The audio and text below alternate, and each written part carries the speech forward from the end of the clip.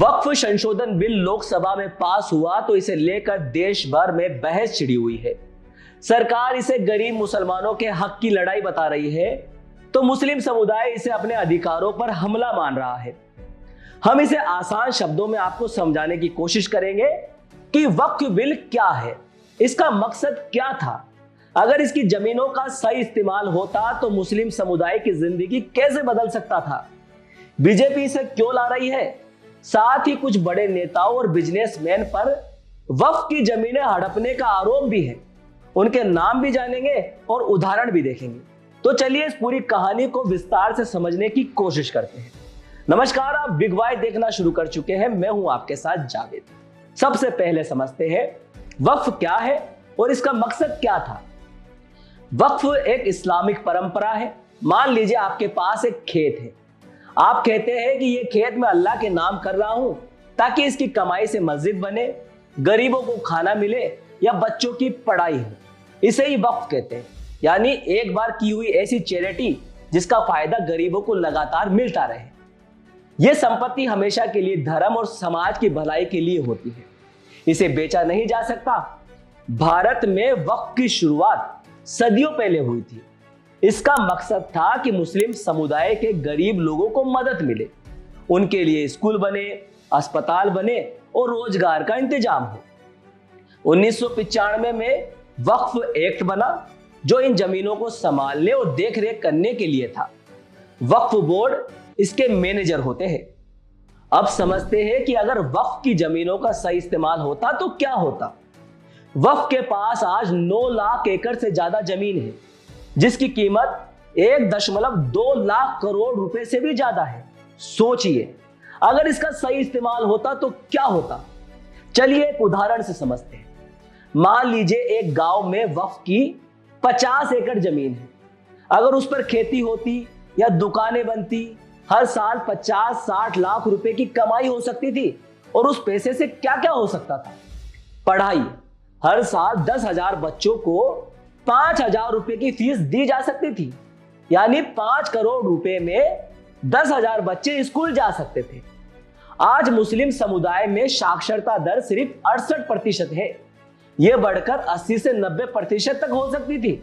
स्वास्थ्य, उस पैसे से गांव में एक छोटा अस्पताल बनता जहां गरीबों का मुफ्त इलाज होता। आज भी गरीब मुसलमानों को इलाज के लिए भटकना पड़ता है, अपनी जिंदगी की पूरी कमाई लगानी पड़ती है। रोजगार, जमीन पर छोटे कारखाने या दुकानें बनती जिससे 100-200 लोगों को नौकरी मिलती। आज मुस्लिम समुदाय में गरीबी 25% से ज्यादा है, यह कम हो सकती थी। अगर वक्फ बोर्ड में ईमानदारी से काम होता तो हर मुस्लिम गांव में एक स्कूल, एक दवाखाना और कुछ रोजगार का जरिया होता। गरीब मुसलमानों की जिंदगी संवरती, उनके बच्चे पढ़ते, बीमारी में इलाज मिलता और पेट भरने के लिए काम होता। लेकिन ऐसा कुछ नहीं हुआ क्योंकि वक्फ बोर्ड में भ्रष्टाचार और लापरवाही ने सब कुछ बर्बाद कर दिया। अब समझते हैं कि वक्फ में गड़बड़ कहां हुई। वक्फ बोर्ड देश का तीसरा सबसे बड़ा जमींदार है। सेना और रेलवे के बाद तीसरे नंबर पर आता है। इनके पास जमीनें हैं, लेकिन इसकी हालत देखिए। कब्जा, 58,000 से ज्यादा वक्फ संपत्तियों पर अतिक्रमण है। कुछ लोग, कुछ बिजनेसमैन और सरकारों ने भी जमीनों पर हड़प ली है।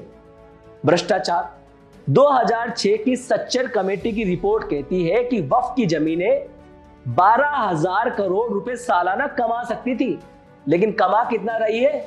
मात्र 163 करोड़ रुपए। बाकी पैसा कहां गया? बोर्ड के अफसरों और नेताओं की जेब में। कागजात गायब, 4 लाख से ज्यादा संपत्तियों का पता ही नहीं है कि वे कहां है। कागजात गायब है या बेच दिए गए हैं। उदाहरण के लिए दिल्ली में 200 से ज्यादा वक्फ संपत्तियों पर कब्जा है। कर्नाटक में 3,000 एकड़ जमीन गायब हो गई। यह पैसा अगर गरीबों तक पहुंचता तो उनकी जिंदगी बदल जाती। अब समझते हैं कि सरकार द्वारा लाया गया वक्फ संशोधन बिल 2025 क्या है। अब बात करते हैं नए बिल की।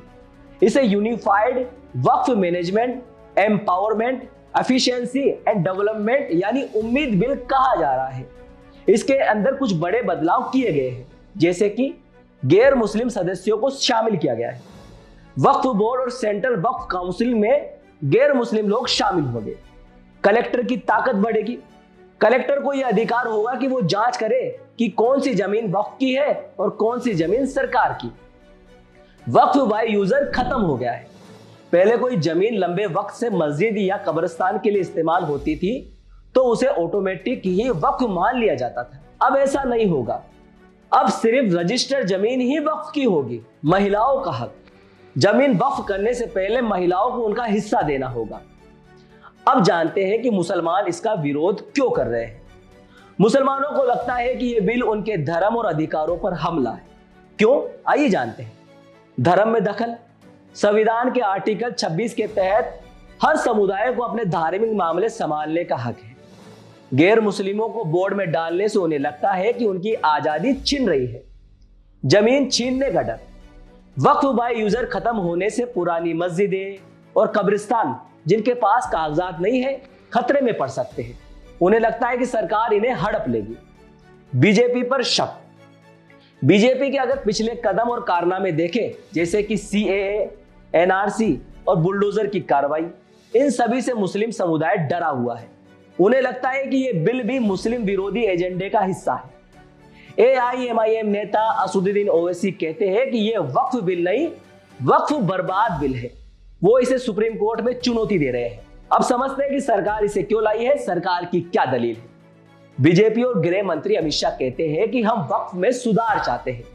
इसमें भ्रष्टाचार और कुप्रबंधन है, जमीनें बिक रही है, कब्जा हो रहा है। हम चाहते हैं कि इसका पैसा गरीब मुसलमानों तक पहुंचे। उनका कहना है कि गैर मुस्लिम सदस्य सिर्फ प्रशासन के लिए होगा, धार्मिक कामों में दखल नहीं देगा। लेकिन सवाल यह है कि क्या यह सचमुच गरीबों के लिए है या कोई और मकसद है। अब बीजेपी मुसलमानों का भरोसा कैसे जीत सकती?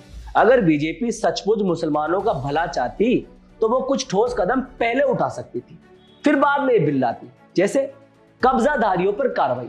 जो लोग वक्फ की जमीनें हड़प रहे थे उन्हें सजा दिलवाती। मिसाल के तौर पर मुंबई में एक बड़े बिल्डर पर 50 एकड़ वक्फ जमीन पर फ्लैट बनाने का आरोप था, जो कथित तौर पर एक बिल्डिंग प्रोजेक्ट के लिए जमीन ले गया। अगर सरकार इसे जेल भेजती समय पर तो भरोसा बढ़ता, हमले रोकती। गो हत्या के नाम पर लिंचिंग बढ़ रही है या बुलडोजर से घर तोड़े जा रहे हैं, सुप्रीम कोर्ट की रोक के बावजूद भी।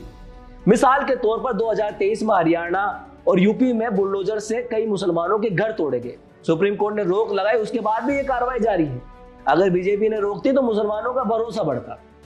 और दूसरी तरफ बीजेपी की कुछ कार्यकर्ता और सहयोगी संगठन सोशल मीडिया पर ऐसा हल्ला मचा रहे हैं ये बिल आने के बाद, मानो जैसे मुसलमानों को चिढ़ा रहे हो कि वक्फ बिल सुआ हो गया, या ऐसे ऐसे पोस्ट कर रहे हैं जिससे मुस्लिमों को प्रवोक करना माना जा रहा है।